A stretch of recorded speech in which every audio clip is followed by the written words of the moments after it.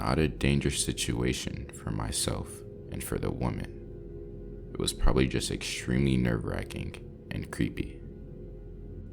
But I was walking my rather large black German Shepherd on a pretty quiet trail just after sunset.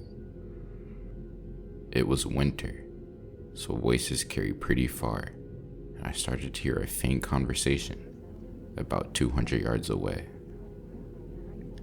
Once we caught up to the voices, walking at a pretty fast pace, I see this guy walking about 2 body lengths behind this woman, talking to her, and she's obviously very uncomfortable. He's asking her whereabouts, where she lives, and if she's single. She says she's not, and he asks why she's out here alone then. She spots us when we're about 50 feet away, and I see relief on her face, but also fear. The guy turns around and sees my dog and goes, "Whoa, big dog, is he chill?" I just say, not really. The woman looks at me and says, "Oh wow, David, haven't seen you here in a while, how's it going?" My name is not David, and I have no idea who this woman is, but I sense what's going on and play along. The guy keeps his distance and quickly takes off before saying, "See you around." After he gets about 50 feet away, this woman just starts crying, saying he was following her at a distance since she had got on the trail, and waited to catch up to her quickly when she was a mile in and started harassing her, making comments about her body and gross stuff like that. She thanked me for playing along and credited my dog too and gave him some pets.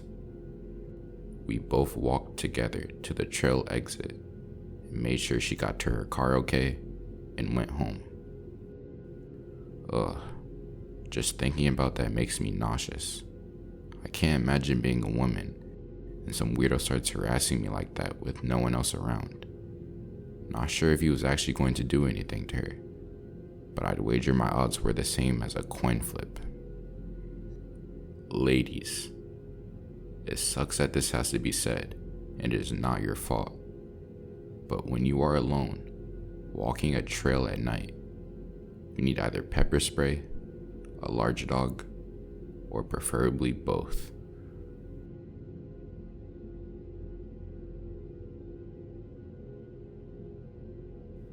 I am a 20-year-old single mom, and I used to live in an apartment with just my daughter and our dog. I work at a restaurant and get off really late, between 11:30 and 12:30 p.m. I usually walked home because my apartment was only just a few blocks away. On the walk home, I'd take a shortcut and pass by a trail that leads into a decently wooded area, and it looks very sketchy at night. I lived in a fairly nice neighborhood, but you just never know. A few months ago, I was walking home as usual, talking on the phone with a friend. And as I walked by the woods, I decided to sit down and have a smoke while I finished talking to my friend. As soon as I hang up the phone and am about to put out my cigarette, a guy walks out of the woods and comes up to me. He was a pretty normal looking guy, except he wasn't wearing a shirt at midnight, and it's literally 40 degrees outside. He asked me if I had a cigarette, and I told him I had just smoked my last one, which was true. He sort of just stared at me, and I got a little weirded out and told him to have a good night and turned to keep walking. The guy calls out to me, and when I turned to look back at him, he had actually sped up and was standing so close to me that I jumped backwards in surprise. I could see it in his face at this point that this dude was not sober in the slightest. Not drunk, but like whacked out beyond belief.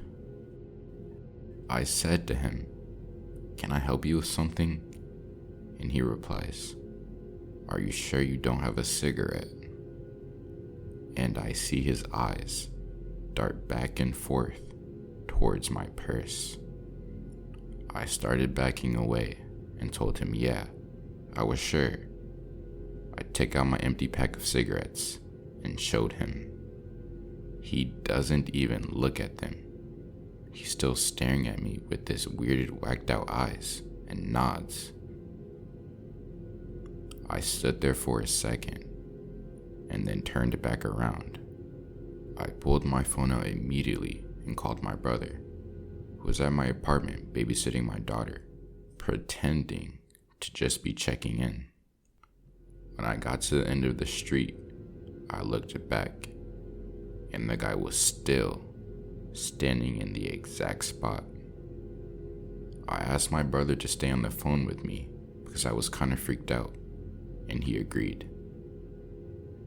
It was only about 10 more minutes until I got back to my apartment. But during these 10 minutes, it was like every second that I got closer, my paranoia and anxiety would escalate. I kept feeling like I was being watched and followed, and thought a few times that I heard footsteps right behind me, at my heels. I looked over my shoulder a lot, but there wasn't anybody. I finally got home and was so damn relieved. I even felt a little silly for being so scared. Everybody's had an encounter with a tweaker once in their life, right? So my brother left, my daughter was asleep, and I was laying in bed reading with my dog, named Captain. It was about 2:30 a.m. Suddenly, Captain perked his head up, alert, looking towards the bedroom door. I asked him what was wrong, and he didn't even move. I waited to see if he just startled himself awake. But then he started growling that low, deep, and guttural growl that every dog does when there's something around them that they really don't like. I began petting him and telling him everything was alright before I heard a loud thud coming from somewhere. I sat up, heart pounding, and immediately grabbed the machete I kept under my bed. I had just stepped out of my bedroom when there was a huge crash that was unmistakably the sound of my sliding glass door shattering. Captain starts barking like mad, and I literally jump on him and clamp his mouth shut. Let me also point out that I live on the second floor, hoping and praying that some douchebag threw a goddamn rock over my balcony or something. So there I was, waiting. It was quiet for a minute, and then I heard the sound of footsteps on glass. I let Captain go, who immediately bolted into the living room, and I jumped up, flipping the hall light on, and ran after Captain to grab my phone off the kitchen counter and call the police. And then I see him. That same whacked out dude from earlier had followed me home after all. Captain had cornered him in between my couch and the opposite wall, crouched down low and barking, snarling at his feet and snapping at him if he tried to move or sidestep. This dude is staring at me, and as I'm on the phone with the police, he says, "I just wanted a cigarette." Captain kept this man cornered until the police came and arrested him. Turns out, he had a warrant out for his arrest for a heroin-related crime, and also for the rape and assault of an ex-girlfriend. And a neighbor of mine had actually called the police to report him before I called, because they saw him just standing in the parking lot outside my building, all shirtless and weird looking, and then he began scaling the building to get into my apartment. I ended up moving out because I didn't feel safe anymore, and the apartment complex didn't even make me pay out my lease because they felt sorry for me. I don't want to think about what would have happened if I didn't have Captain.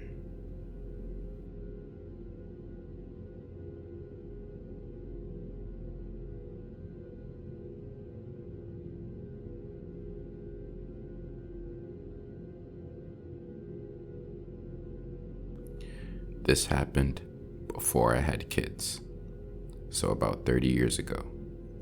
No cell or cordless phones, which is important to the story. I had just gotten home from the grocery store and was unloading bags into the house. The front door looked right in on the kitchen, and I had it propped open to make carrying the bags in easier. It was a peaceful summer day, mid-afternoon, quiet suburban neighborhood, not a soul around. Just me and my Doberman mix, Ginger. My telephone, a monstrous thing, mounts into the wall with a long cord, and it rings. I turn my back on the door to answer it. I'm talking to some woman, probably a sales call, and Ginger suddenly goes apeshit. I turn around, and there's a man leaning into my house in the front doorway with his hands on either side of the door jamb. The woman can hear Ginger, and startled, I say, "I have to go," and I immediately ended the call.